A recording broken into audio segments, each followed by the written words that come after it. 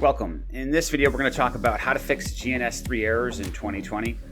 First off, if you're new to the channel, this is just one of the videos in my GNS3 labs for the CCNA series, so you should check the rest of the videos out too if that interests you. In this video, we're going to go over the important things to getting GNS3 errors fixed. That includes the installation order and tips, some known issues and some known things that you have to have configured a certain way in order to get it working, how to know if your installation is good, and the things that I do from my experience and what I would recommend doing each time you run GNS3.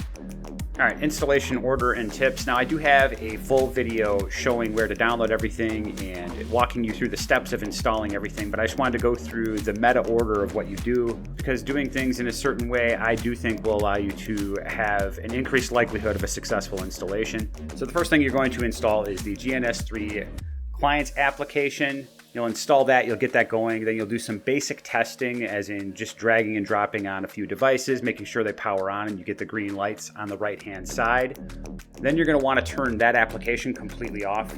Then you're going to want to install the VM Workstation Pro. Then the next step will be integrating the GNS3 VM with the Workstation Pro. And then you're going to power on the GNS3 VM within the Workstation Pro. And the end result of that is that you're going to get to this blue screen here, and that's what that should look like. And then once you get that, you're going to power on the GNS3 client VM.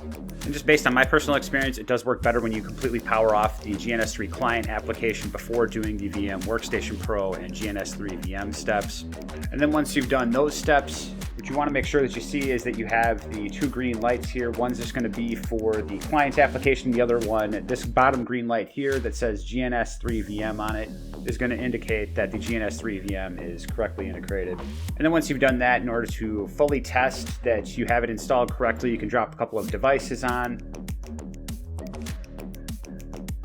I'm going to press the green play button to turn them on. I'm going to press this button to open up consoles for each of them.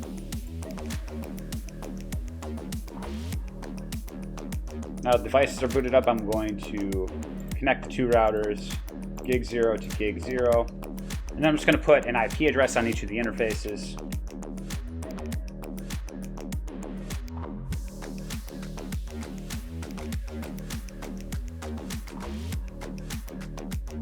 All right, so I brought the devices up. I put IP addresses on each of the interfaces. We can ping between them, and you see that we have the green lights up here. So this is really what I'm defining as you have it. You know that you have everything installed correctly. And so this is going to be what I'm defining as knowing that you have it installed correctly. And as long as you can get to this point after installation, then at least the way that I'm looking at it, you have a working installation. All right, then back to the slides. A couple more of the known issues that we have down here at the bottom is that you have to have virtualization turned on in your BIOS. Now this is going to be different depending on what computer you have, so you're going to have to figure that part out on your own. But if you do not, then the VM Workstation Pro is going to throw an error and tell you that you have to have it. And then another thing is that antivirus software can affect GNS3. I'm able to run both my VPN and the antivirus software that I have on my computer without problem, but per GNS3 documentation, you may have to disable that. All right, so my experience and recommendations. In my experience, the computer specs that you have makes a big difference on how well GNS3 runs.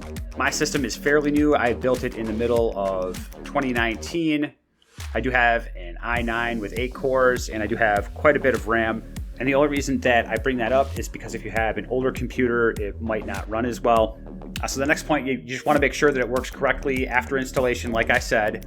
And then once you're able to get that successful installation, you should be able to solve pretty much everything else by simply restarting your computer.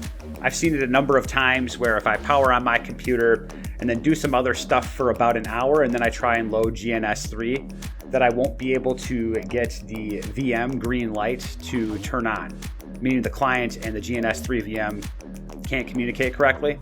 And that's going to be probably the most common error that I've experienced. And the way that I solve it is simply by just completely rebooting my computer. And then right after the reboot, I'll start up the GNS3 client and then VM Workstation Pro. And in my experience anyway, that solves pretty much all errors that I might have. And if that doesn't work for you, you'd want to make sure that you have the newest versions of the GNS3 client and the VM.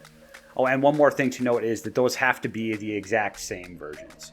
Sometimes when you power on GNS3, it's going to check with GNS3.com and see that there's a new version out there. I usually say no, that I don't want to do that, because if I did, then I would also have to update the VM as well. And as long as my install is completely working, I just don't want to reinstall everything. However, if you still can't get it working after a fresh reboot, then that's what I would do next. So in this video, we went over the installation order, some of the known issues, how to know if your install is good, and my experience and recommendations, which basically amounts to rebooting the computer and making sure that everything is updated correctly. These are the things that I've been able to do in order to get my GNS3 working consistently pretty much every time. Hopefully it helped you. You should check out the rest of the GNS3 Labs for CCNA series. If you found this helpful, please consider liking and subscribing, and I'll see you in the next one.